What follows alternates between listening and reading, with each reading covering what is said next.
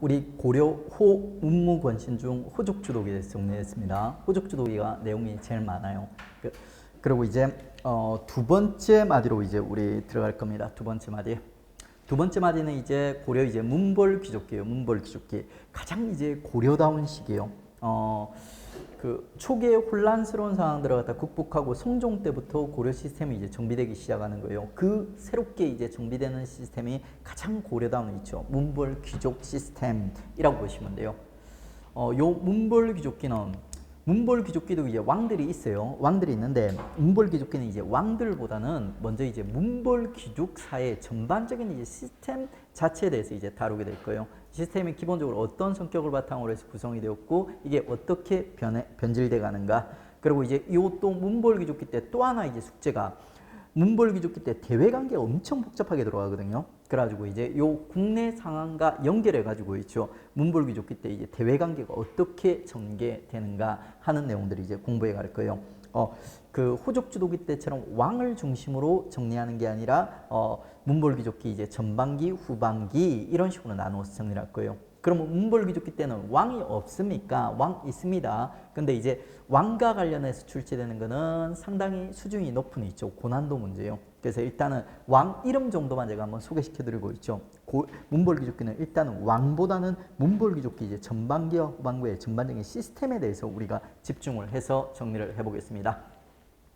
자, 문벌귀족기가 이렇게 생겼어요. 자, 이거는 이제 시간축이에요. 문벌귀족기 전반부, 후반부. 그리고 요거는 있죠. 공간축이에요. 공간축.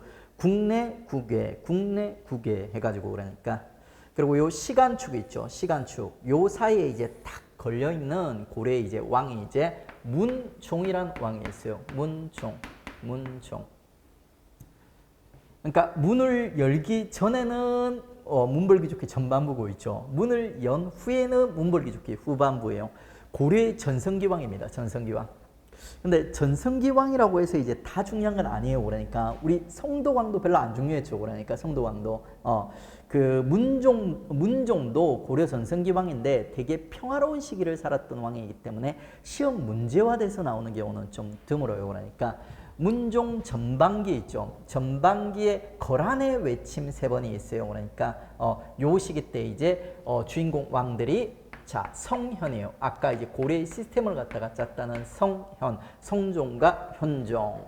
요게 이제 거란의 3차 침입과 관련된 문벌귀족기 전반기를 대표하는 2명의 왕. 성종은 우리 호족주독기에 배웠는데요. 맞아요. 그 왕이에요. 그 왕. 근데 이제 이 성종이 문벌귀족기와 호족주독기에 끼어 있는 거예요. 사이에 과도기적인 인물이기 때문에. 그 다음에 이제 문벌귀족기 후반부 왕이 이제 쑥예인이라는 왕이 있어요. 쑥예인. 전부 다 이제 여진족과 관련된 3대 왕이 등장하게 됩니다. 근데 이제 요 왕들의 이름은 있죠. 나중에 주인공이 되는 거는 나중에 심아지 식가세요. 일단은 이제 소개만 시켜드렸어요. 일단 우리에게 더 중요한 거는 문벌귀족기 전반부의 전반적인 시스템, 후반부에 어떻게 변질되어 가는지, 그리고 대외관계, 문벌귀족기 전반부, 후반부 마디를 갖다 중심으로 해서 우리가 이제 이 지식들을 갖다 정리, 뼈대를 잡아가도록 하겠습니다. 먼저 이제 문벌귀족기 전반부 있죠. 문벌귀족 사회가 형성이 되는데 이렇게 형성된 문벌귀족 사회가 있죠. 어떤 성격을 가지고 있고 어떻게 지탱되고 있었냐 하는 걸 보겠습니다. 우리가 이제 문벌귀족이라고 부르는 애들은 있죠. 기본적으로 고려에서 5품 이상의 고위 관리들 혹은 이제 왕족들 있죠. 요런 애들을 갖다가 문벌귀족하고 이제 부르는 애들이에요. 얘들이 이제 당시 이제 고려 사회를 갖다 주도했다. 얘들의 성향이 기본적으로 어떤 성향을 가지고 있냐? 학문 사상적으로는 있죠. 유학을 배운 있지 않습니까? 유학자, 문신들이 주류입니다. 그 다음에 이제 불교랑도 연결이 돼 있어요. 고려는 유교반, 불교반 사회니까. 근데 이제 이 불교가 2가지 종파가 있어요. 교종이라는 종파와 선종이라는 종파가 있는데 교종이 문신들이랑 친한 애들이에요. 문신들이랑 친한 종파예요. 그 다음에 선종은 무신이랑 친한 종파예요.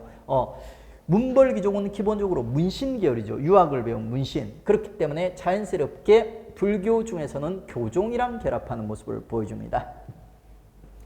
그 다음에 이제 이 문벌귀족, 귀족사의 특징이 뭐냐면은, 부모의 어떤 그 사회적 지위를 갖다가 자녀들에게 물려주는 제도적 장치들이 많이 개발이 돼 있어요. 그게 귀족사예요. 귀족사에. 이게 보시면 이제 가장 대표적인 문벌 귀족사회를 문벌 귀족사회로 만들어지는 두 가지 제도적 기반이 두 개 음이에요.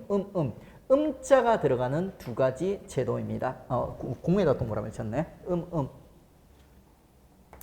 음자가 그늘음자예요. 그늘음자. 여러분 조상의 음덕 하면서 들어보셨죠? 조상의 음덕. 조상의 음덕을 입었다. 이런 말 들어보셨죠? 그 음자예요. 음자. 조상 덕분에 후손들이 혜택을 받는 거예요. 그 두 가지 혜택이 뭐냐면 첫 번째는 정치적으로 있죠. 얘들은 음서제란 걸 통해 가지고 5품 이상의 고위관료의 후손은 있지 않습니까? 친인척 중 한 명을 갖다 과거를 보지도 않고 관리로 등용해 주는 거예요. 여러분 부모님이라든지 삼촌, 고모 중에 한 명이 5급 이상의 공무원이면 있지 않습니까? 그 조카나 아들, 후손들 중에 한 명을 갖다가 공무원 시험을 치지도 않고 있지 않습니까? 공무원을 만들어주는 제도가 있었던 거예요. 지금은 귀족사회가 아니기 때문에 그런 제도 있으면 큰일 나겠죠. 그러니까 엄청난 반발이 있을 거예요. 근데 이제 고려사회는 그게 가능했던 거예요. 그렇기 때문에 귀족사회예요. 그 다음에 또 두 번째 의문이 있지 않습니까? 5품 이상의 관료, 역시 5품 이상의 관료에게 주어진 있죠. 세습 가능한 토지를 줬던 거예요. 일반적으로 관리들에게 있죠. 토지를 갖다 나눠주면 있죠. 그 토지에 대한 세금을 거둘 수 있는 권리를 나눠줘요. 그래가지고 이제 그 세금을 거둘 수 있는 권리를 나눠줬다가 이 관리가 죽거나 은퇴하고 나면 있죠. 그 권리를 갖다 다시 국가에서는 회수해서 새로운 관리들한테 그 권리를 갖다 다시 나눠주는 거예요. 이게 원칙이야. 근데 특이하게 있죠. 공음전이라는 애는 세습이 가능한 애 있죠. 토지를 갖다가 토지에 대한 수조권, 권리를 갖다가 나눠주는 거예요. 세습 가능하다는 아주 강력한 특권이 담긴 토지들을 갖다가 귀족들한테 나눠준 거예요. 요 두 개가 이제 두 개의 음이 문벌 귀족으로 갖다 문벌 귀족으로 만들어주는 두 가지 제도적 기반이라고 보시면 돼요. 이런 이제 힘들을 바탕으로 해서 제추회라고 해서 최상위 귀족들이 이제 참여하는 있죠. 최상위 최고위 관리들이 참여하는 국가의 중대사를 갖다 결정하는 회의도 준해가 주도를 했고요. 국가의 이제 재상이라고 불리는 최고위 관리들이 있거든요. 이런 직들을 갖다 독점하면서 국가의 중요 결정들을 갖다 준해가 독점을 하는 거예요. 이런 건 제도사 가면 우리가 좀 더 자세히 보게 될 겁니다. 그리고 이제 이런 특권을 가지고 지네가 이제 고려를 갖다 주도해 가고 있어요. 그러다 보니까 얘들은 당연히 이 특권을 갖다 유지하고 독점하고 싶을 거예요. 그래서 결혼을 할 때 있지 않습니까? 아무랑 결혼을 하는 게 아니라 있지 않습니까? 지네들끼리 결혼하려는 모습을 보여주는 거예요. 그게 바로 이제 폐쇄적 동원권입니다. 폐쇄적 동원권.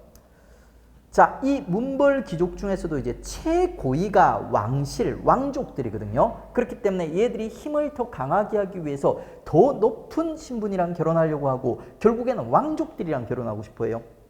그리고 왕족 위에는 없거든요. 그러다 보니까 왕족들은 왕족끼리 결혼하려고 해요. 그래서 이제 왕실 내 종내혼, 친척들끼리 결혼하는 경우가 고려에서는 되게 허다하게 많았다. 여러분 아까 보셨던 그 피해 굶주린 왕 광종 있지 않습니까? 광종이 제일 심해요. 그러니까 이 당시에는 뭐 사촌, 삼촌이랑 결혼하는 경우 이런 경우는 되게 많았고 있죠. 광종은 여동생이랑 결혼해요. 이복 여동생이라. 그리고 이제 학문적 기반은 뭐냐면 얘들이 있죠. 이런 특권들을 갖다 유지하기 위해서 사립학교를 만든 거예요. 사립학교. 전에 귀족들만 다닐 수 있는 아주 좋은 사립학교를 만들어서 그 사립학교의 최고의 선생님들, 출제자들을 초빙해 오는 거예요. 출제자들을. 그래가지고 이제 전에만 합격자를 내는 거죠. 그게 이제 사학이에요. 관련된 구체적인 용어들은 우리 나중에 유학사 가서 교육과 관련된 내용에서 정리를 하시면 됩니다. 이런 이제 사학들이 융성해서 귀족들의 이제 학문적 기득권을 갖다 유지하는 제도로 사용되었다.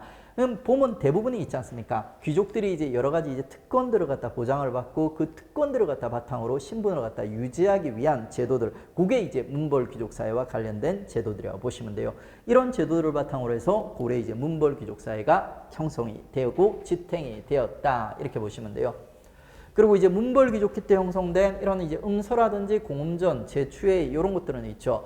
문벌 귀족기 이후에 무신집권기라든지 권문세족이 지배하던 이런 시기에도 여전히 남아 있어요. 그 시대의 주인공인 무신들이라든지 권문세족들이 이런 특혜들을 갖다 또 누리는 모습들을 갖다 볼 수 있습니다. 그러니까 그래서 이제 문벌 귀족의 얘들만 썼다 이렇게 보기는 좀 편협한 그 생각이에요.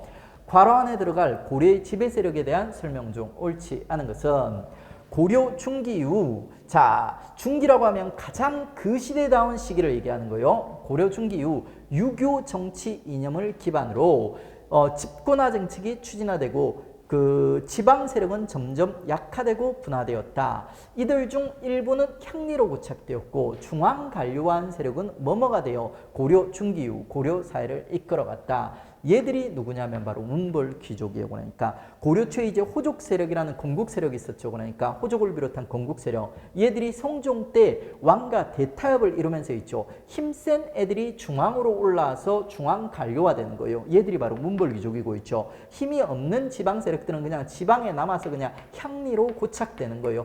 얘들이 이제 향리 이렇게 되는 겁니다. 그 분화의 내용을 글로써 풀어서 이제 서술하고 있는 거죠. 그러면 이제 이 문벌 귀족에 대한 설명으로 옳지 않은 것은 하면서 문제는 묻고 있어요. 공음전신은, 자, 공음전신은 공음전 얘기하는 거예요. 표현이 조금씩 달라질 수도 있습니다. 5품 이상의 관료에게 세습되었으며 공음전의 특징이 세습된다고 했습니다. 귀족의 지위를 유지하는 경제적 기반이 되었다. 맞는 내용입니다. 그리고 2번, 이들의 대부분은 음서가 아닌 과거제를 통해서 관직에 진출하였다. 자, 관리가 되는 방법은 음서랑 있죠. 과거랑 두 가지 방법이 있어요. 두 가지 방법이 대표적이에요. 근데 여기서 이제 고려와 조선의 차이점이 나옵니다. 고려 때는 있죠. 음서가 강력한 사회예요. 그러니까 귀족 사회이기 때문에 음서를 통해서 대부분 관리들이 관리가 되는 경우를 볼 수 있습니다. 근데 조선은 있죠. 양반 관료 사회라 불러요. 고려의 귀족 사회에 비해서 실력 중심의 사회로 바꿔가는 거예요. 그래서 이제 조선이 돼버리면 과거가 주된 관리가 되는 방법이 돼버리는 거예요. 조선과 고려의 차이예요. 고려는 음서 중심, 조선은 과거 중심. 여기서 이제 음서가 아닌 과거를 통해서 관직에 진출하였다. 대부분 하니까 이건 조선에 대한 설명이 돼서 틀려버리는 겁니다. 그 다음에 정치 제도상 소수의 문벌 귀족들이 재상이 되어 그들 중심으로 정치를 하였다. 정확한 표현이죠. 그 다음에 귀족들은 왕실이나 유력 가문과 폐쇄적인 통원권을 형성하여 자신들의 가문을 유지하였다. 역시 맞아요. 폐쇄적 통원권 얘기하는 거죠. 고려 문벌 귀족 사회가 이제 이런 성격을 가지고 있다 하는 걸 보여주는 문제였고, 오답 선지는 조선의 양반 관료 사회와 관련된 선지가 출제되었죠. 자, 이렇게 해서 이제 우리 문벌 귀족 사회가 기본적으로 이제 어떤 성격, 어떤 제도적 기반을 바탕으로 해서 형성되는지 봤어요. 그리고 이렇게 형성된 문벌 귀족 사회가 이제 변질돼 갔고요. 변질돼 갔고요.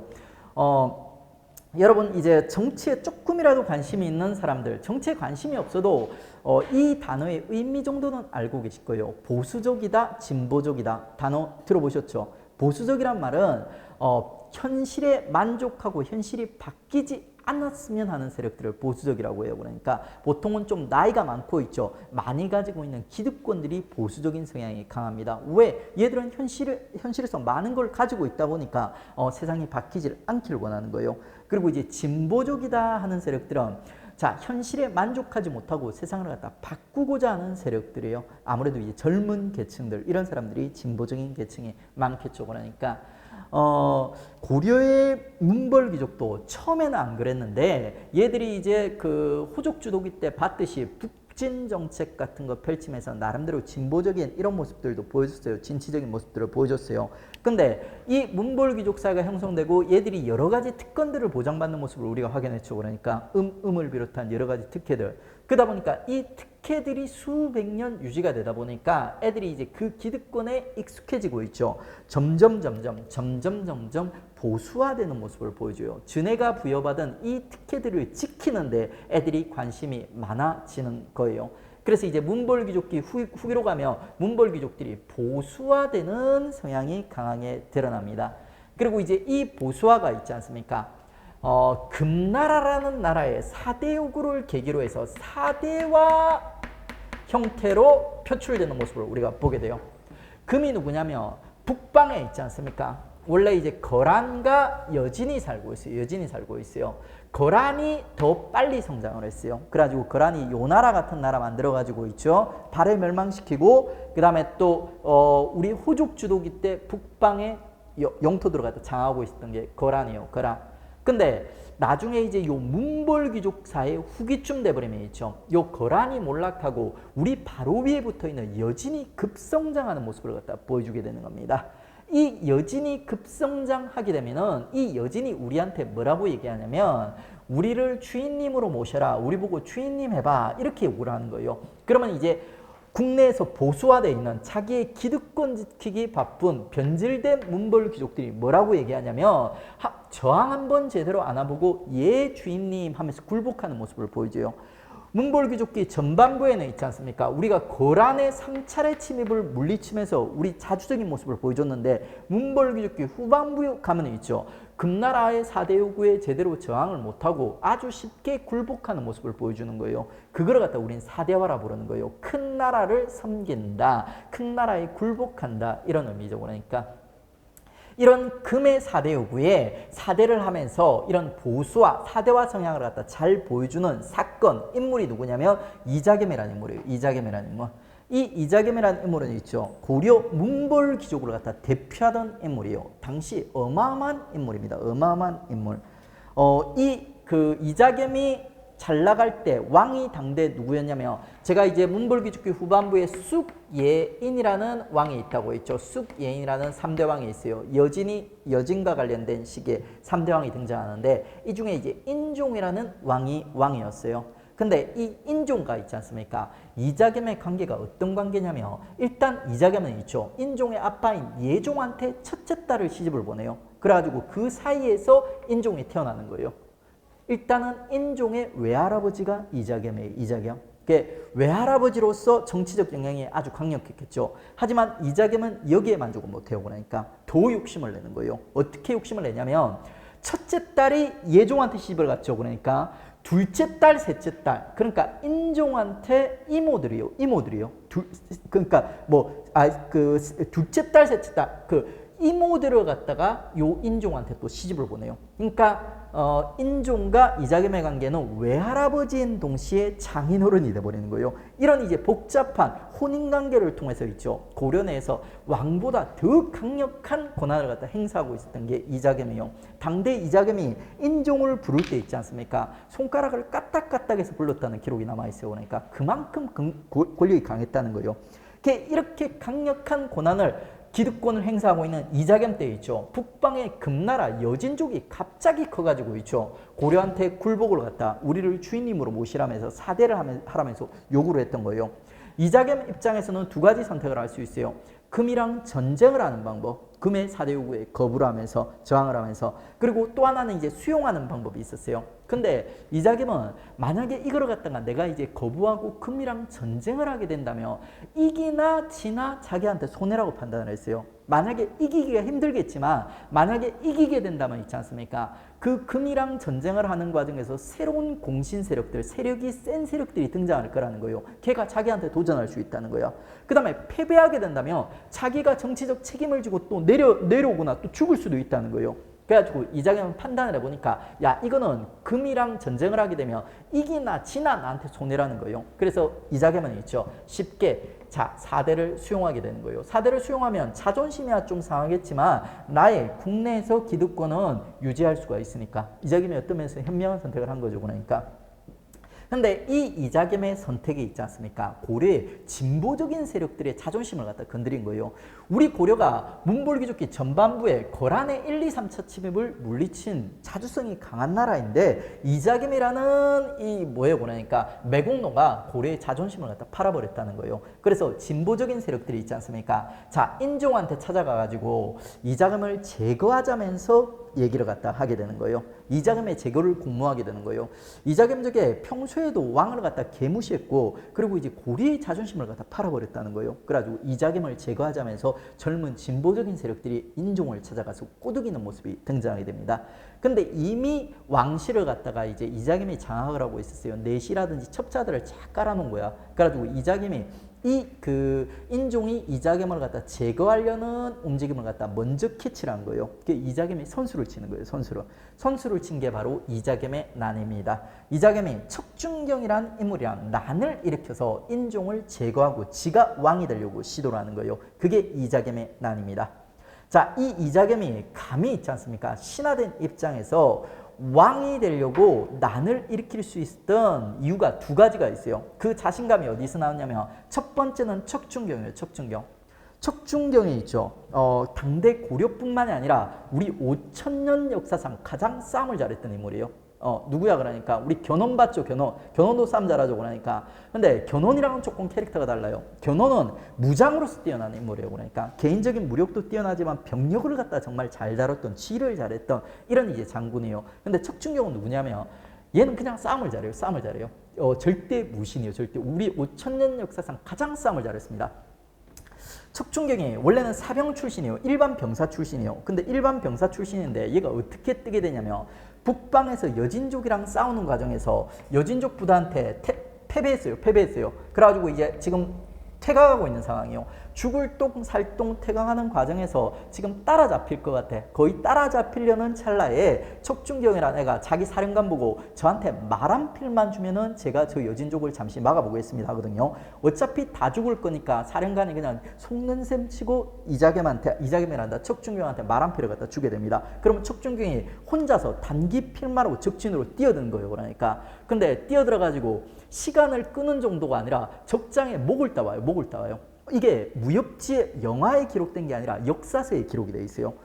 그러면서 이제 척준경이 뜨게 돼요. 그리고 이런 장면들을 갖다 역사서 속에서 몇 번이나 연출했던 게 척준경이에요. 개인 무력이 엄청나게 뛰어났던 우리 역사상 가장 싸움을 잘했던 장군이 척준경이에요.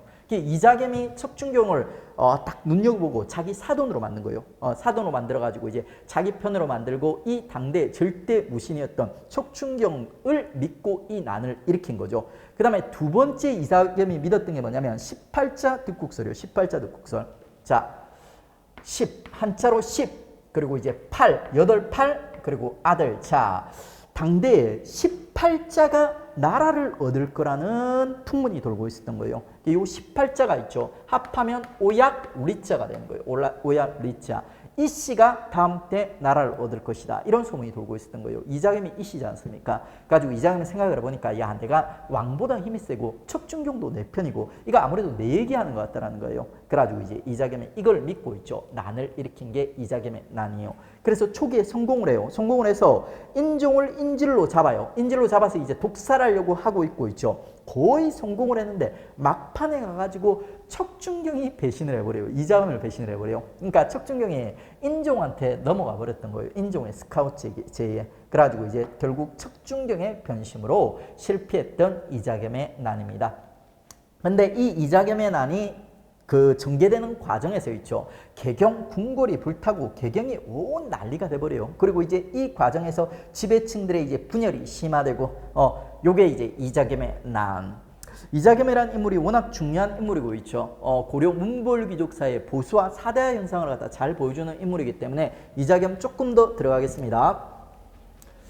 자, 정리할게요. 이자겸은 예종에게 큰 딸을 숙예인 중 예종에게 큰 딸을 시집 보내서 이제 그 인종이 태어나요. 그러면 인종에게 셋째와 넷째 이모들을 갖다 시집 보내가지고 이제 결혼을 통해 가지고 인종을 갖다가 이렇게 이제 인종을 이렇게 볼모로 잡았던 인물이 이제 이자겸이고 이 인물이 이제 권력을 유지하기 위해서 금가 사대욕으로 갖다 수용하면서 결국에는 이게 이자겸의 난으로 연결되게 되는 겁니다. 이 난이 실패하고 결국에는 이제 유배 가게 되면서 이제 실패했던 이자겸. 그리고 이제 이자겸의 난 이후 개경이 불타고 지배층이 이제 분열됐다고 했어요. 그 분열된 지배층이 이제 2라운드를 벌이는 거예요. 주제는 뭐냐면은 역시 금가의 사대관계가 주제예요. 이자겸이란 인물이 금에 대한 사대요구를 갖다 수용을 한 상태예요. 이미 그 금에 대한 사대요구가 지속되고 있는 상황이에요. 이 상황에서 이 금에 대한 사대요구를 갖다 번복을 해가지고 있죠. 번복을 하고 금나라를 갖다 토벌하자는 진보적인 주장, 진취적인 주장을 하는 세력들이 등장하게 되는 거예요. 그게 바로 이제 묘청, 정지상 등 신진 세력입니다. 그 다음에 또 여전히 이자겸은 뭔가 제가 좀 이제 문제가 있었지만 이자겸의 외교적 선택은 현실적이었다 하면서 주장을 하는 고리의 문벌귀족 세력들, 기득권 세력들이 있죠. 김부식을 대표로 하는 이런 세력들이 이제 둘이서 이제 경쟁하게 되는 거예요. 그 중에서 첫 번째 주도권을 잡았던 애는 누구냐면 묘청 세력이에요. 묘청과 정지상 등을 대표하는 신진 세력들이 주도권을 잡아요. 얘들이 있죠.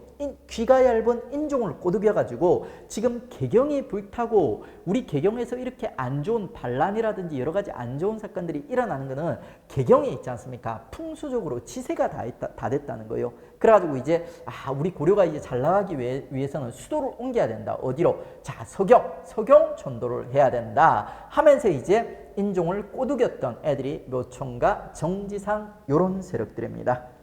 묘총이라는 물이 승려예요. 승려인데 동시에 당대 최고의 이제 풍수지리가였던 거예요. 그래가지고 이제 이 묘총이라는 인물이 중심이 돼가지고 서경으로 천도하자 하면서 이제 인종을 꼬셨고, 인종이 초기에는 귀가 얇아서 이제 묘총에게 동의를 해요. 그래가지고 그러면 너네가 서경에 가가지고 한번 이제 도시를 한번 건설해보라 이렇게 명령을 내렸던 거예요. 묘총, 정지상 등이 서경 가서 이제 도시 서경을 갖다 건설을 했던 거예요. 그래서 이제 막상 이사할 날이 다가와요. 그래가지고 이제 이사를 하는 날에 있지 않습니까? 큰 홍수, 큰 비가 내려가지고 있죠. 이사하는 도중에 그 인종을 따르는 시비들이 있죠. 시비들, 이런 사람들이 몇 명 떠내려가서 죽고 이런 사태가 벌어지는 거예요. 그 사건을 통해서 그러니까 인종이 쫄아가지고 있죠. 갑자기 마지막에 번복을 하게 돼요. 요 서경 뭔가 좀 불길하다면서 일단은 개경, 서경전도 없었던 일로 이렇게 이제 번복을 해버리는 거예요. 그러면 이제 여기에 화가 난 있지 않습니까? 신진 세력들, 묘청, 정지상 얘들이 너 인종, 너는 왕 자격이 없다 이러면서 얘들이 이제 반란을 갖다 일으켜버리는 거예요. 그게 묘청의 반란, 묘청의 서경촌도 운동이 되는 겁니다. 그러면 이제 이 묘청 등을 갖다 진압하기 위한 있지 않습니까? 기존의 문벌귀족을 대표로 하는 보수 세력, 김부식 등이 일어나는 거예요. 얘들이 이제 개경파고요. 개경파. 둘을 비교해보면 있지 않습니까? 묘청은 있죠. 기본적으로 역사의식이 이래요. 그러니까 우리 고려는 고구려를 계승하는 국가이다. 그러므로 고구려의 옛 땅을 되찾아야 된다 해서 이제 북쪽으로 올라가자, 금나라 토벌하자, 우리도 청제 권한하자, 우리도 황제하자 이렇게 이제 주장하는 애들이에요. 거기에 비해서 이제 개경파는 있지 않습니까? 김부식이라는 인물이 얘가 이제 그 신라의 왕족 출신이에요. 신라의 왕족 출신. 경순왕의 형제의 후손인 걸로 알고 있어요. 그래가지고 신라 왕족 출신이야. 그래가지고 이제 김부식 같은 경우는 기본적으로 역사의식에 우리 그 고려는 있죠. 이름은 고려이지만 실질적으로 신라를 계승했다는 거예요. 지금 영토를 보라는 거예요. 신라 영토 그대로 계승하고 있지 않냐는 거예요. 그렇기 때문에 이제 얘들은 좀 보수적인 역사의식을 가지고 있어요. 우리 신라보다도 이미 더 넓은 영토 가지고 있는데 북쪽으로 더 올라가서 뭐하게 있는 땅이나 잘 지키자 이렇게 얘기하는 거죠. 그러면서 얘들은 우리 그 괜히 이제 금나라한테 밑보여가지고 이제 이렇게 그 고생할 필요 있냐 하면서 이제 좀 기분 나쁘더라도 금에 대한 사대를 유지하자, 번복하지 말자 이렇게 주장을 했고요. 그리고 사상적으로 보면은 서경파는 있죠. 묘총이 승려거든요. 그 다음에 또 대표적인 풍수지리가였어요. 풍수지리, 불교, 그 다음에 도교, 토속신앙, 온갖 잡교들이 다 모여있는 게 서경파라면 있죠. 개경파는 김부식 같은 애들이 문벌귀족이 기본적으로 유학자라고 했어요. 유학자. 그래가지고 이제 유교를 사상적 기반으로 하고 있다. 요런 이제 차이를 보여주고 있습니다. 이 두 세력이 이제 부딪혔던 게 바로 이제 묘총의 서경촌도 운동. 누가 이겼을 것 같아요? 누가? 만약에 묘총이 이겼다면 있죠. 나라 이름이 바뀌었을 거예요. 근데 이제 김부식이 결국 승리하게 됩니다. 그래서 이제 승자인 김부식이 있죠. 보수적인 입장에서 이전의 역사를 갖다 새로 싹 정리하는 역사서를 하나 쓰게 돼요. 그게 삼국사기, 엄청 유명한 역사서예요. 우리 역사서 중에 S급, A급 가장 중요한 역사서예요. 이 삼국사기가 현존 최고의 우리 역사서예요. 그거 말고도 또 여러 가지 중요한 포인트가 있는 게 삼국사기예요. 이 삼국사기가 쓰여진 시점이 바로 요 김부식이 묘총의 서경촌도 운동을 진압하고 난 직후에 쓰여지게 됐어요. 그래서 약간 좀 보수적인 입장에서 요 삼국사기가 쓰여지게 된다. 그리고 이제 이 묘총의 서경촌도 운동이 있지 않습니까? 뜨게 된 이유가 뭐냐면 신채호라는 인물 때문에 뜨게 됩니다. 신채호는 우리가 근현대사 개항기와 일제강점기를 공부하게 되면 신채호라는 인물을 배우게 될 거예요. 이 신채호라는 역사가가 있지 않습니까? 묘총 서경촌도 운동, 이 운동을 갖다 엄청나게 높이 평가해요. 뭐라고 평가하냐면 조선 역사 1000년 내 제1대 사건으로 평가해요. 무슨 말이냐면 고려와 조선의 역사 1000년을 앞에서 있죠. 우리 역사 중 가장 중요한 사건으로 신치호는 묘총의 소경촌도운동을 평가합니다. 이유가 뭐냐면 신치호는 있죠. 우리 역사가 기본적으로 진보적인 세력과 그 다음에 보수적인 세력 두 가지 세력이 있죠. 균형을 이뤄가면서 타협해가면서 협력해가면서 우리 역사가 이제 전개되고 있다고 생각을 했어요. 그런데 이 보수적인 세력과 진보적인 세력의 균형이 깨진 사건이 뭐냐면 바로 이 묘총의 소경촌도운동이라는 거예요.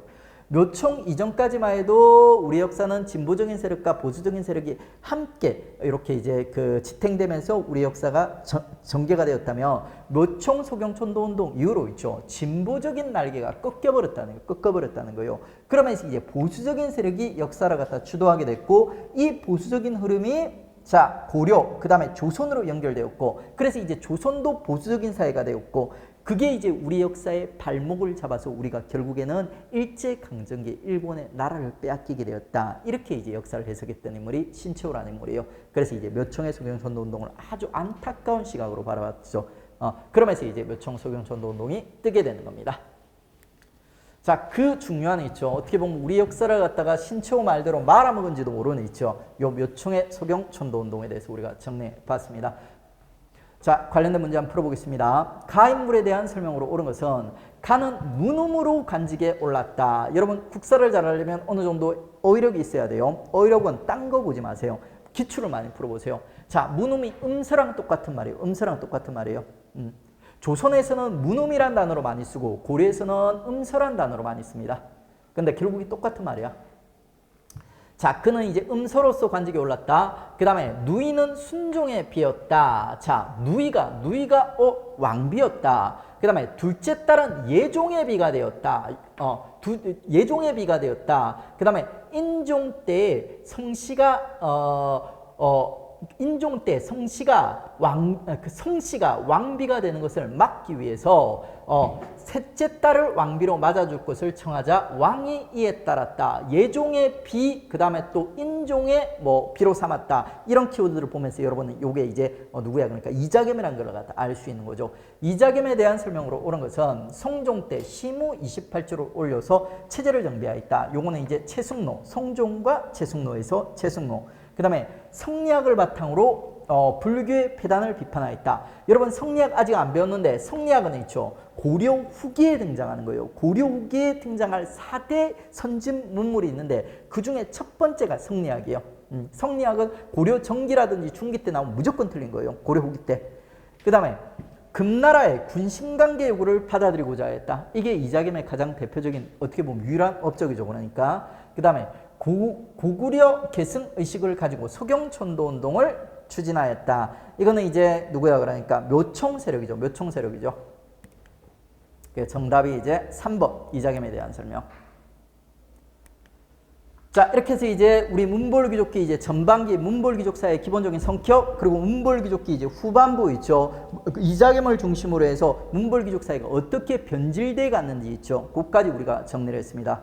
그 다음에 이제 우리가 공부할 부분은 어디냐면 요 문벌귀족사회 때 대외관계예요. 대외관계. 문벌귀족사회가 건전하던 시기 때 있지 않습니까? 거란의 세 차례 외침이 있어요. 거란 1차, 2차, 3차 침해. 그리고 이제 문벌귀족기가 변질돼 가던 시대 때는 여진과 관련된 또 3가지 사건이 등장할 거예요. 이건 침입은 아니고 여진과 관련된 3개의 사건이 등장할 거예요. 그걸 갖다 이제 요 국내 내용과 연결해서 우리가 정리를 하셔야 됩니다. 이 부분 학생들이 되게 복잡해 하는데 체계를 잘 잡으면 해볼만 해요. 그러니까 자, 먼저 이제 1차 침입. 우리 문벌귀족기 전반기에 왕이 2명이 있다고 했어요. 성현, 성종과 현종, 성종과 현종. 사이에 살짝 끼어있는 못난한 목종이 있는데 있죠. 얘는 일단 무시하고 제대로 된 왕은 성종과 현종 2명이 있어요. 그 중에서 이제 성종 때 1차 침입, 거란이 침입해 오는 거예요. 그러니까 자, 북방에 있죠. 거란이 이제 쳐들어오는 거예요. 여기서 이제 공식 하나 알려드리겠습니다. 북방의 기만민족들은 일반적으로 찢어져 있어요. 분열되어 있어요. 중국 자체가 북방의 기만민족들이 뭉치지 못하게 분열 정책을 펼칩니다. 그러니까 부족끼리 막 경쟁을 시켜요. 그러니까 근데 얘들이 어쩌다 한 번씩 중국이 실수해가지고 있죠. 얘들이 뭉치는 경우가 있어요. 뭉치면 아주 거대한 기마민족 대군이 이제 완성이 되는 거예요. 그러면 이렇게 그 북방의 큰 기마민족들이 나라를 갖다 세우게 되면 얘들의 최종 목적은 뭐냐면 결국에는 중국 본토를 장악하는 거예요. 얘들의 욕심은. 그러니까 척박한 한반도로 내려오는 게 아니라 중국 본토로 장악을 하는 거예요. 근데 이 기마민족들이 뭉치면 있죠. 중국 본토 내려가기 전에 우리 땅으로 한반도로 내려오는 경우가 꽤 많아요. 꽤 많아요. 이유가 뭐냐면 있지 않습니까? 중국 정통왕조와 우리는 있죠. 기본적으로 우호적인 관계를 갖다 유지하고 있어요. 우호적인 관계. 그러다 보니까 얘들이 있죠. 우리를 정리하지 않은 상황에서 중국 본토로 내려가 버리면 중국에서 편지가 온다는 거예요. 야, 얘들 집 비었다. 너네 털어라 하면서 후방을 털릴 집을 털릴 수 있다는 거예요. 빈집털이. 그래가지고 이제 얘들이 중국 본토로 내려가기 전에 먼저 한반도와의 관계, 우리와의 관계를 갖다 정리하려는 서양들을 갖다 보여줍니다. 거란도 마찬가지였어요. 거란이 지금 뭉쳐가지고 이제 지금 중국 송나라로 내려가고 싶어요. 그러니까. 근데 내려가기 전에 아무래도 이제 고려가 걸리적거리더라는 거예요. 그래가지고 이제 고려를 정리하기 위해서 있죠. 송 공격하기 전에 배후를 정리하기 위해서 고려를 갖다 침공하게 돼요. 근데 아주 스케일 크게 30만 대군을 이끌고 이제 침공을 하는 거예요. 소선용이라는 인물이. 근데 이제 이 소선영은 있죠. 본심은 고려와 정면전을 펼치면서 병력들을 갖다 이제 상하게 하기보다는 아무래도 이제 고려한테 이제 협박을 해가지고 후방을 갖다 안정시키고 고려와의 관계를 갖다가 이제 재정립하려고 했던 거죠. 그러니까 이게 이제 이 당시 고려를 갖다가 책임지던 서희라는 인물도 이런 이제 거란의 이제 본심, 고려의 거란의 내심을 갖다 알고 있었던 거예요. 그래가지고 이제 이 서희가 있지 않습니까? 거란군 사령관인 소선영이랑 외교담판을 갖다가 짓게 되는 거예요. 외교담판. 둘이서 이제 뭐라고 얘기하냐면 소선영이 먼저 말문을 틉니다. 거란을 이끌던 소선영이. 자, 우리 거란, 요 나라는 고구려를 계승하는 국가라는 거예요. 고구려를 계승하는 국가. 근데 너네가 보니까 고구려의 수도인 평양을 차지하고 있다는 거예요. 근데 너네는 우리한테 미안한지도 모르고 고마운지도 모르고 그러니까 우리한테는 감사 인사도 안 하면서 맨날 송나라랑만 친하게 지나더라. 우린 너무 섭섭하고 너네가 너무 괘씸해서 너네를 응징하기 위해서 내려왔다. 이렇게 얘기했던 거예요. 그랬더니 이제 서희가 뭐라고 얘기하냐면 우리 고려라는 나라는 역시 너네랑 똑같이 고구려를 계승하기 위해서 만들어진 국가라는 거예요. 그래서 우리 알고 보면 형제국가라는 게 형제국가. 그렇기 때문에 우리도 너네랑 친하게 지내고 싶었어. 근데 우리가 너네랑 친하게 지내지 못했던 이유가 뭐냐면 우리랑 너네를 갈라놓는 세력이 있었다는 거예요. 거란과 우리 고려 사이에 여진이라는 민족이 끼어 있어요. 요 여진애들이 너네에게 가는 길목을 막고 있어서 우리는 너네랑 친하게 지낼 수 없었다. 만약에 너네가 지금 30만 대군을 끌고 왔으니까 그 30만 대군으로 여기 너네한테 찾아갈 수 있는 길, 요 강동육주 일대를 청소를 해준다면 요 땅을 갖다 우리한테 준다면 우리 너네랑 정말 친하게 지내겠다. 이제 송나라 상대도 안 하겠다. 너네랑만 친하게 지낼게. 이렇게 구라를 갖다 쳤던 거예요. 그랬더니 이제 순진한 소선영이 있지 않습니까? 알았다면서 그 30만 대군으로 요 일대, 강동육주 일대를 정리해가지고 고려한테 이제 선물로 주게 되는 거예요. 이 사건을 통해서 이제 우리 국경선이 청천강에서 이제 압록강으로 다시 한번 뜨게 되는 겁니다. 엄청난 외교적 위협을 달성한 거예요. 이 사건, 거란의 1차 침입은 고려가 망할 수도 있는 사건이었거든요. 근데 이런 상황을 갖다 서희가 있죠. 외교 담판으로 이빨 까가지고 오히려 영토를 갖다 넓히는 위협을 갖다 달성한 거예요. 그게 1차 침입, 거란 1차 침입이라는 사건입니다. 그리고 이제 거란 2차 침입이 일어나는 이유는 뭐냐면 1차 때 잘 해결이 됐는데 1차 때 잘 해결이 된 게 아니라 1차 때 우리가 있지 않습니까? 거란에게 거짓말한 거예요. 그러니까 고려는 실제로 거란 요 나라보다 있죠. 송나라를 갖다 중시했어요. 왜? 당시 세계의 중심이 송나라니까 북방의 이민족쯤은 금방 망하고 금방 새롭게 등장하기 때문에 시간 조금만 끌면은 저것들 금방 망할 거다. 이런 생각으로 1차 때 야 우리 송나라랑 친하게 안 지내고 너네랑만 친하게 지낼게 하면서 거짓말을 했던 거예요. 근데 거란이 안 망해. 오히려 더 강해진 거예요. 그러니까 그리고 이제 이 거란이 고려한테 이제 야 너네 우리한테 거짓말했구나. 아, 약속을 안 지키네 하면서 이제 이 거란이 요 나라가 고려를 갖다 이제 응징하고 싶은 거예요. 근데 응징하고 싶은데 옛날에 줬던 땅 그냥 달라면서 이제 하려니까 아무래도 명분이 좀 부족해요. 그래 얘들이 기다리고 있습니다. 기다리고 있는 상황에서 드디어 이제 명분이 등장하는 거예요. 명분이. 그게 바로 이제 강조의 변이라는 고려 내부에서 있었던 이제 큰 반란이 일어난 거예요. 반란이. 원래 이제 거란이 침입했던 시기에 고려를 대표하는 왕이 성현이 있다고 했어요. 고려의 시스템을 짰던 성현, 성종과 현종이 있다고 했어요. 근데 그 사이에 원래 목종이라는 애가 끼어 있어요. 근데 목종은 정말 존재감이 없어요. 그러니까 목종이라는 애는 있지 않습니까? 일단 왕에 있을 때 왕권이 되게 약했어요. 이유가 뭐냐면 엄마가 기가 너무 셌어요. 엄마가 천추태후라는 애 있죠. 왕건의 손녀인가 딸인가 어쨌든 왕건 직계 후손인 천추태후라는 엄청 기가 센 엄마가 있었고 이 엄마가 실제로 실권을 장악하고 있었어요. 그리고 이 엄마가 좀 난 여자였어요. 그래가지고 이제 이 천추태후가 있죠. 나중에 남자친구를 만들어요. 남자친구 김치향이라는 남자친구. 그리고 이제 남자친구를 사귄 데까지는 괜찮은데 그 김치향이라는 남자친구와의 사이에 아들을 낳게 되고 있죠. 그리고 그 아들을 사랑한 나머지 있죠. 목종을 쫓아내고 김씨 아들을 갖다가 왕으로 세우려는 움직임들을 갖다 보여주고 있었던 거예요.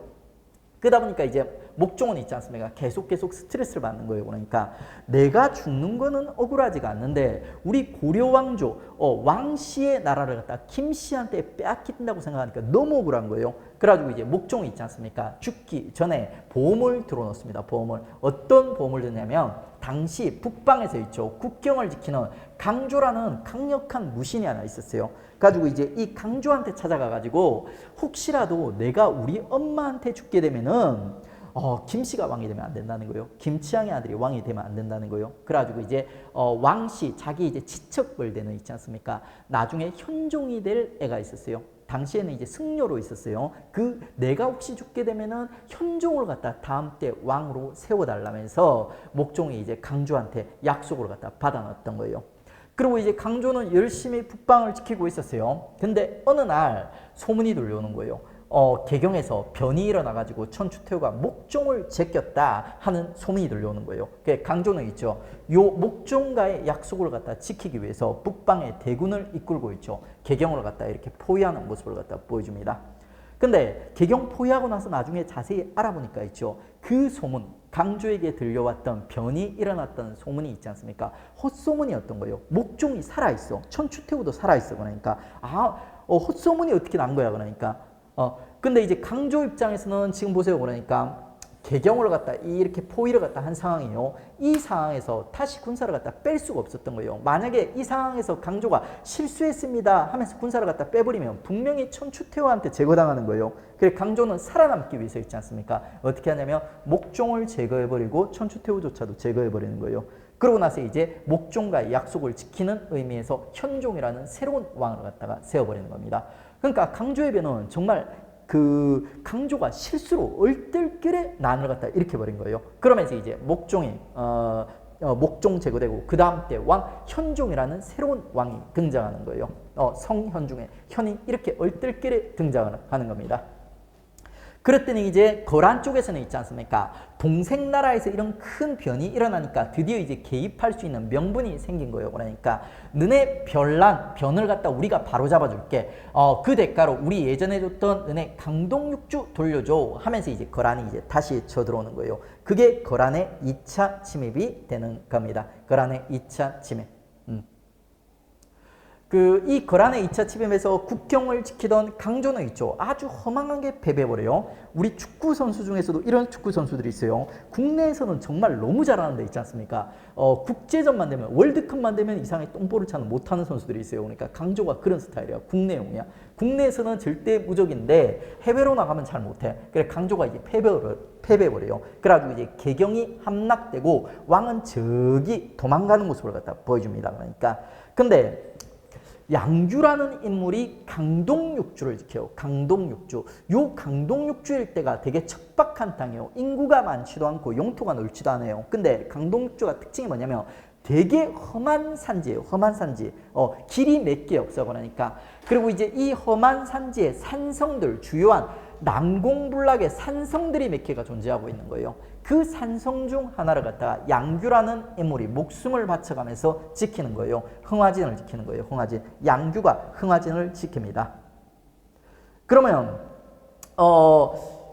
거란족들은 있죠. 요 양규의 흥화진을 점령하지 못한 상태에서 길을 우회해가지고 이렇게 개경을 갖다 점령한 상태예요. 그러니까 그러다 보니까 얘들도 있죠. 언제 보급로가 끊길지 몰라. 여러분들이 이제 그 살수대첩 기억나시죠? 살수대첩도 거의 비슷한 패턴이었어요. 우리가 요동성을 지키니까 애들이 요동성을 우회하고 들어왔다가 보급로 끊겨서 끝장난 거예요. 그러니까 지금 이런 위험을 얘들이 품고 있는 거예요. 그래서 애들도 있죠. 개경을 점령했음에도 불구하고 결국에는 요 산성 흥화진을 점령을 갖다 못해가지고 있죠. 애들도 진해도 위태로운 거예요. 거란도. 그래가지고 진해가 그냥 알아서 빠져버립니다. 알아서 빠지면서 빠지는 조건으로 아주 가벼운 조건을 하나 걸어요. 그게 뭐냐면 새롭게 왕이 된 현종이 있죠. 친조 직접 찾아와서 사과를 해라 하는 조건으로 갖다가 걸고 애들이 이제 쉽게 물러나는 모습을 보여줘요. 진해도 약점이 있으니까. 그게 바로 이제 2차 침입이에요. 2차 침입.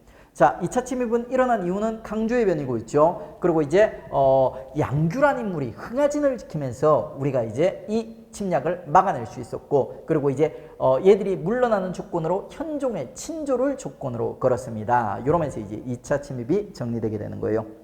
근데 고려가 있지 않습니까? 1차 침입 때도 그렇고 2차 침입 때도 그렇고 결국에는 거짓말한 거예요. 거짓말. 고려는 거란이랑 요나라랑 친하게 지낼 생각도 없었고 있지 않습니까? 현종이 친조할 생각도 없었어요. 그러니까 그냥 시간 끌면 저것들 망하겠지 이런 느낌으로 이제 버티는 겁니다. 그러니까 그게 망하겠지 하면서 버티면서 있지 않습니까? 자, 초조대장경 불심으로 불교의 힘을 빌어서 저것들을 빨리 망해라 하면서 이제 우리 역사상 최초에 있지 않습니까? 대장경, 초조 대장경을 갖다 만드는 모습도 등장하게 되는 거고요. 근데 거란이 안 망해. 그래가지고 다시 이제 3차 침입을 들어오는 거예요. 그 3차 침입 때, 야, 너네 1차 때는 강동육주 우리 줬는데 우리랑 약속 안 지켰어. 요거 돌려주고. 그 다음에 2차 때 현종 친조한다 해놓고 안 왔어. 그러니까 이거 약속 지키라면서 애들이 이제 3차 침입을 갖다 하는 거예요. 그러면 이제 이 3차 침입을 할 때 이 거란 애들이 엄청나게 열받은 상태입니다. 고려가 자꾸 거짓말을 하니까. 그래가지고 얘들이 이제 쳐들어오는데 역시 여기서도 있지 않습니까? 강감찬이라는 인물이 강동육주 일대에서 흥화진을 갖다 다시 지키는 거예요. 그리고 이 흥화진을 우회해가지고 다시 개경으로 내려온 거예요. 그러니까 진해도 분명히 약점이 있거든요. 근데 얘들이 너무 화가 나가지고 그냥 빡 돌아가지고 그냥 내려온 거예요. 그러니까 내려오다가 보급로가 끊기게 됩니다. 끊기게 돼요. 그리고 보급로 끊겨서 쫄쫄 굶어가지고 이제 돌아가던 애들을 갖다가 강감찬에 있지 않습니까? 귀주에서 몰살시키는 모습을 보여줘요. 자, 요 기주대첩이 우리 민족 3대 대첩 중에 두 번째요. 첫 번째 대첩이 수나라를 꺾었던 살수대첩 기억나죠? 그러니까 수나라를 죽인 대첩. 그리고 두 번째가 이제 북방에 당시 중국조차도 들어와야 있죠. 요 나라를 꺾은 요 기주대첩이에요. 강감찬에. 세 번째는 여러분 잘 아시는 이순신에 있지 않습니까? 임진왜란 한산도 대첩. 이렇게 되는 겁니다. 이렇게 이제 강감찬이 이제 귀주에서 요 거란에 요 나라를 갖다 몰락시키면서 거란을 갖다 물리치는 모습을 보여줍니다. 그리고 이때 거란도 큰 타격을 갖다 입게 되거든요. 그래서 이제 거란이랑 고려가 최종적으로 이제 타협을 하는 모습을 보여줘요. 거란은 강동육주 있지 않습니까? 고려 땅으로 인정을 해주고 있죠. 고려는 이제 친송정책 포기하기로 이렇게 이제 합의를 갖다 하게 돼요.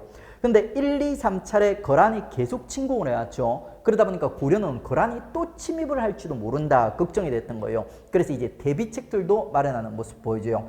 자, 개경의 나성은 뭐냐면 나성이란 단어는 주로 이제 나성, 산성 뭐 거의 같은 맥락이에요. 산성은 방어기지고 있죠. 나성은 사람들이 모여 사는 도시가 있어요. 그리고 그 도시에 왕성, 왕이 살고 있어요. 그러면 이제 침략을 하게 되면 왕성은 지킬 수 있어도 요 주변에 사람들이 다 죽는 거예요. 그래가지고 이 사람들을 지키기 위해서 버릴 라자에서 외성을 하나 더 쌓는 거예요. 그게 나성이에요.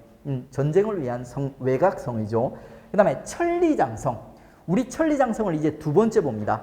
고구려 때 영계소문과 관련된 천리장성 보셨죠? 그러니까 그거는 어디 있냐면은 여기 요하강 있지 않습니까? 요하강 일대 이렇게 쌓은 거예요. 그 다음에 이제 두 번째 천리장성은 있죠. 고려시대 때 이 압록강에서 시작하는 천리장성을 갖다 하나 더 쌓게 되는 거예요. 그게 이제 요 3차 침입 이후에 축조가 된다. 이렇게 보시면 됩니다. 자, 이렇게 해서 이제 거란의 1, 2, 3차 침입 우리가 이제 살펴본 거예요.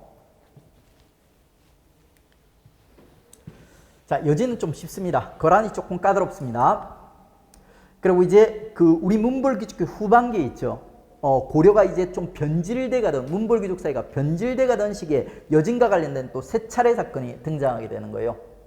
그 중에 이제 첫 번째 사건이 뭐냐면, 이거는 이제 아직까지 여진이 있지 않습니까? 제대로 성장하기 이전이에요. 북방의 여진이 아직 부족 단위로 흩어져 있고 있죠. 요 흩어져 있는 부족 단위의 여진이 고려를 갖다 노략질을 해야 되는 거예요. 고려는 이게 되게 스트레스를 받았던 거야. 그래서 이제 윤간이라는 인물한테 있죠. 우리 그 여진족과 관련된 세 명의 왕이 쑥예인이 있다고 했어요. 숙종이란 왕이 명령을 내려가지고 있죠. 윤간 보고 야, 저 여진 도적대들 좀 청소해라 하면서 명령을 갖다 내렸던 거예요.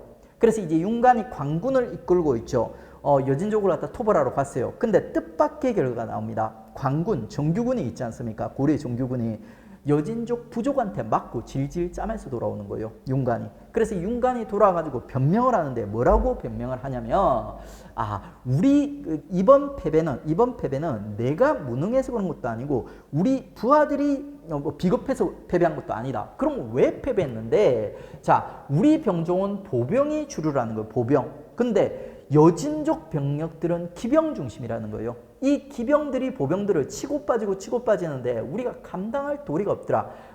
나한테 다시 한번 기회를 달라. 나한테 기병이 갖추어진 군대를 다시 만들어준다면 내가 요 여진족들에게 복수를 하고 제대로 여진족들을 정리하겠다 하면서 윤간이 이제 숙종한 바짓가랑이를 잡는 모습을 보여줍니다. 여기서 이제 숙종이 윤간한테 다시 기회를 줬을까요? 안 줬을까요? 안 줬으면 윤간은 우리 시험에 안 나와요. 우리 역사에 안 남아있어요. 패배자의 역사들은 대부분 무시가 됩니다. 근데 숙종이 다시 한번 기회를 준 거예요. 그러니까 그래가지고 이제 윤간에게 별무반이라는 기병이 갖추어진 조직을 갖다 만들어줘요. 이 별무반의 구성 3대 병종이 있죠. 신기, 이게 이제 기병이에요. 신보는 보병, 그리고 항마는 승병이에요. 승병. 우리나라가 이제 호국 불교가 발달해 있다 보니까 주요 전투들에 승려들이 많이 참여해요. 하지만 주인공은 요 신기예요. 신기. 그래서 신기가 갖춰진 애 있죠. 요 별무반을 갖다 만들어주는 거야. 그러면 이제 윤간이 약속을 갖다 지키는 거죠. 여진족을 갖다 깨끗이 토벌하고 있지 않습니까? 그리고 이 토벌한 땅에 있지 않습니까? 동북구성이라는 전투 기지를 갖다 하나 건설하게 되는 거예요. 그게 여진 토벌에 성공을 한 거죠. 근데 이 여진 토벌에 성공하고 나서 고려가 막 뻘짓을 하는 모습을 보여줘요. 왜냐면 요 시기가 이미 고려가 보수화되고 있지 않습니까? 사대화됐던 시기예요. 그러니까 막 북방의 영토를 확장시켜서 북쪽으로 올라가자 이런 성향을 가진 시기가 아니라 있지 않습니까? 김부식처럼 야, 우리 이미 신라 땅보다 더 넓은 땅을 가지고 있어. 뭐 올라가, 우리 땅이나 잘 지키지. 이런 성향을 가지고 있을 때였어요. 그래가지고 이제 요 동북구성 설치한 다음에 있지 않습니까? 더 올라가려고 안 해요. 그냥 거기다가 이 동북구성 본거지를 빼앗긴 여진족 애들이 자꾸 깔짝깔짝 되는 거예요. 좋게 말로도 하고, 그러니까 우리 집 좀 돌려주세요 이렇게 얘기도 하고, 안 돌려주니까 계속 고려를 갖다 귀찮게 찝쩍찝쩍대는 이런 모습들이 등장하는 거예요. 그래서 고려가 이게 귀찮으니까 그냥 이 땅을 갖다 반환을 해줘 버리는 거예요. 고려가 고려 초에 진취적인, 진보적인 북진 정책 같은 걸 갖다 가지고 있었다면 이렇게 돌려주지 않았을 거예요. 근데 이때 이미 고려가 보수화된 상태예요. 그래서 결국에는 이 동북구성 일대를 갖다 돌려주는 모습을 보여줍니다. 그러면 자, 우리가 이제 방어 기지를 갖다 정말 잘 건설한 거예요. 그 기지를 갖다 여진족한테 돌려줘 버리니까 여진족은 있죠. 요 동북구성을 중심으로 해서 여진족이 이제 뭉치기 시작하는 거예요. 가지고 여진족이 드디어 금나라라는 나라까지 건국하게 되는 겁니다. 실수인 거죠, 그러니까. 그리고 이제 이 금나라가 이제 강성해지는 거예요. 엄청 세져가지고 중국 북부까지 장악을 하는 거예요. 중국 북부. 송은 이제 저 남쪽으로 쫓겨나서 이제 남송 시대 열리는 거고요. 금나라가 이렇게 잘 나가다 보니까 금나라가 이제 고려한테 뭐라고 얘기하냐면, 자, 이제 앞으로 우리한테 주인님이라고 불러봐 이러는 거예요. 그러니까 그러면 이제 거기에 대한 반응이 우리 국내 정치에서 이미 배웠어요. 그러니까 이자겸이 이제 금에 대한 사대욕으로 갖다 수용하게 되는 거예요. 그러면서 이제 연결돼서 등장하는 게 이자겸의 나. 이게 여진 두 번째 사건이에요. 여진 두 번째 사건.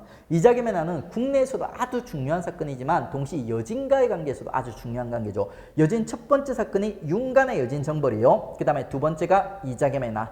그리고 이 이자겸의 난 이후에 있죠. 다시 이자겸을 계승하는 보수적인 세력과 묘총을 대표하는 진보적인 세력이 또 2라운드 벌인다고 했어요. 그러니까 그게 이제 묘총의 소경촌도운동. 이게 여진과 관련된 세 번째 사건이에요. 두 번째 사건과 세 번째 사건은 우리가 국내 정치에서 이미 배웠어요. 그래서 깊이 안 다룹니다. 결국 이 묘총 소경촌도운동에서 개경파 보수적인 세력이 승리하게 되면서 있죠. 금과 사대 관계는 유지되는 겁니다. 이자겸 때 이미 금과 사대 관계 수용을 했어요. 그걸 번복할 건가 말 건가를 놓고 쭉 논쟁이 이루어졌는데, 경쟁이 이루어졌는데 결국에는 그냥 유지되는 거예요. 끊어지지도 않고 계속 유지가 되는 거예요. 자, 이렇게 이제 우리 문벌귀족사에 대해서 대외관계에 대해서 살펴봤어요. 크게 다시 한번 정리를 해보면요. 문벌귀족 사회는 이렇게 생겼다. 자, 문종을 중심으로 해서 문종 전과 후로 나눠져 있다. 문종 때는 되게 평화로운 시기예요. 거란 침입도 없고 여진 침입도 없고. 그래서 이제 문종 때 고려 문화가 꽃이 피게 되는 거예요. 근데 너무 평화로워가지고 시험에 잘 안 나와. 문종 이전에 이제 거란의 1, 2, 3차 침입이 감행되던 요 시기에 있죠. 요 시기에 고려는 이제 아직까지 건전하던 시기예요. 그래가지고 이제 거란의 침입들을 물리치는 모습들 보여주는 거예요. 그리고 이제 얘들이 이제 이자겸의 난이라든지 묘총 소경촌도운동에서 보여주듯이 이제 보수화 사대화되는 거예요. 요 시기 때 이제 여진이 조금 커가지고 우리한테 사대를 갖다 요구하면 아주 쉽게 이제 굴복하는 모습, 여진과 관련된 세 차례 사건이 또 등장하게 되는 거고요. 자, 요걸 연결해서 이제 정리를 하셔야 되는 겁니다. 관련된 문제. 다음은 거란의 외침과 그에 대한 고려의 대응에 대한 설명이다. 시간 순으로 바르게 나열한 것은 거란 1, 2, 3, 여진 1, 2, 3을 갖다 순서 잡는 이런 문제들이 상당히 자주 나옵니다. 이 문제는 지금 보면 귀주대첩, 현종, 친조, 그리고 서희, 그리고 강조의 변 등장하지 않습니까? 전부 거란과 관련된 사건이에요. 거란 1, 2, 3과 관련된 사건을 갖다 골라보라, 순서를 잡아보라 이렇게 얘기하는 거예요. 그러면 일단 순서를 잡아주면 돼요. 서희가 거란 1이죠. 강조의 변 거란 2예요. 그러니까 현종, 친조 거란 2예요. 귀주대첩 거란 3이에요. 요까지만 해도 대략적인 순서 나오죠. 그러니까 근데 요 둘 사이에도 순서를 잡아야 되죠. 그러니까 근데 이거 두 개는 연도를 가지고 접근하는 게 아니에요. 논리적 인과관계로. 여러분들 둘이 누가 먼저예요? 논리적으로. 강조의 정변을 통해서 거란의 침입이 시작되죠. 그러니까 이건 시작이에요. 그러니까 그 다음에 가라는 말은 전쟁이 끝난다는 뜻이에요. 현종이 친조한다는 조건으로 애들이 퇴각하게 되는 거예요. 그러니까 당연히 이게 먼저 이게 연결되는 거예요. 그러면 이거 이런 식으로 순서 뽑히는 거예요. 이게 거란만 나와 있는데 여진과 관련된 문제도 많이 나오고 거란, 여진 섞어서도 자주 나와요. 그러니까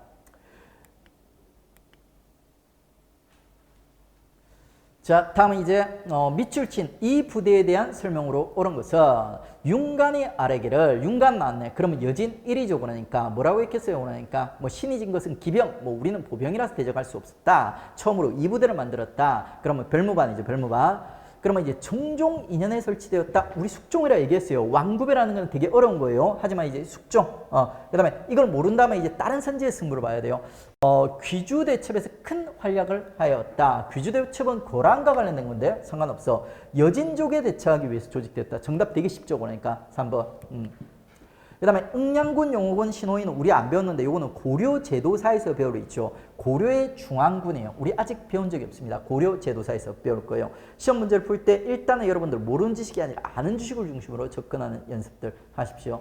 그 다음에 우리 거란 1, 2, 3, 여진 1, 2, 3 배웠는데 이 주인공들의 이름을 갖다가 거란 1, 2, 3, 여진 1, 2, 3 해가지고 좀 순서대로 정리를 해놓으면 좀 편해요. 지금 오늘은 이게 바로 암기가 돼서 바로 적용을 할 수 있을 건데 한 달이 지나고 두 달이 지나고 한 일주일, 2주일 지나면 뭔가 아래까리지기 시작해요. 분명히 얘들 거란 혹은 여진이랑 관련돼 있는데 누가 먼저고 누가 거란이고 누가 여진인지 누가 뭐 1, 2, 3인지 막 헷갈려요. 그러니까 이거 암기하는 팁 알려드릴게요. 거란 1, 2, 3, 여진 1, 2, 3. 자, 일명 서양강 윤이묘요. 서양강 윤이묘. 윤이묘. 얘들이 쳐들어올 때 저기 서쪽 강을 거쳐가지고 이제 쳐들어오는 거예요. 북방의 이민족들이 그러니까 가지고 이제 서양강을 거쳐서 쳐들어오는데 거기 이제 윤이나는 아주 이제 귀여운 고양이가 살고 있다 해가지고 서양강 윤이묘 이렇게 기억을 하세요. 서양강 윤이묘 서서희 양주 강감찬 거란과 관련된 1차, 2차, 3차 침입의 주인공들이에요. 윤이묘는 윤간 이자겸 묘청 해가지고 이제 요 이름들을 암기하면 저 그란 1, 2, 3, 여진 1, 2, 3의 이제 주인공들의 이름이 자연스럽게 암기가 돼요. 세한강, 요님을 해가지고 요 순서대로 이제 암기를 해주십시오. 나중 가면 꽤 쓸만한 암기법이 될 겁니다. 이런 암기 팁들은 여러분이 기본적인 이해가 갖춰진 다음에 쓰는 거예요. 일단 강의를 한 두세 번씩 듣고 문제를 많이 풀면서 뼈대가 잡히고 이해 뼈대가 잡히고 그리고 나중 가서 이제 헷갈리지 않게 문제 바로바로 적용하게 이런 것들을 이제 쓸 수가 있습니다. 자, 이렇게 해서 이제 우리 문벌 귀족 사회 대내 문벌 귀족 사회가 어떻게 성격이 변해가는지 그리고 이제 그 대외 관계 어떻게 전개돼 가는지 정리를 했습니다. 수고하셨습니다.